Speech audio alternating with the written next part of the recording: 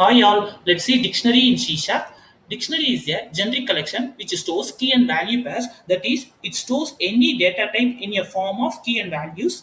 Let's see how to create a dictionary. By using dictionary class, we can create a dictionary. Inside the angle bracket, provide the type of key and value. Here I am going to use integer type for key and string type for value. You can give any type which you want. After declaration of the dictionary, we can use add method to add key and values to it. The first element is key, the second element is value. When adding a key and values to the dictionary, you should remember that keys must be unique and cannot be null, but values can be null or duplicate. That is, here this dictionary already having the key 3. If I try to add another value with the same key 3, it will show an error message. The keys must be unique and cannot be null. To access values from dictionary, provide the dictionary object and inside the square bracket, provide the key value. Let's see how to create an access. Here created a sample console application and inside the main function created a dictionary, and here key is integer type and the value is string type, and by using add method here added 3 values. If I try to add another value using same key, it will show an error message.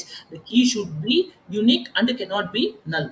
Here I added the values to the dictionary using add method. We can also add values to the dictionary using collection initializer syntax like this. This is also valid. Let's uncomment this. And by using for each, we can iterate the values from the dictionary, or we can also directly provide the key inside the square bracket of the dictionary object to get the value. Let's execute and check. Here the result. We can also update value of a specific key in the dictionary like this. Dictionary object inside the square bracket, specify the key equal to value.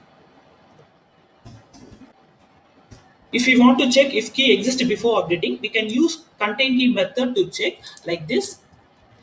This will check if the key 4 is existing in this dictionary or not. If it's existing, it will update, otherwise it will leave. Next, if you want to remove particular key from the dictionary, use remove method like this.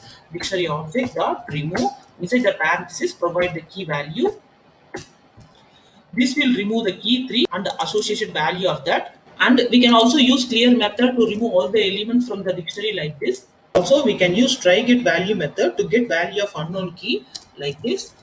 This try get value method check this dictionary having a key 4 or not. If it exists, it will execute the if statement. Otherwise, it goes to the else part. Thank you for watching. If you found this video helpful, please like and subscribe to my channel. Thank you.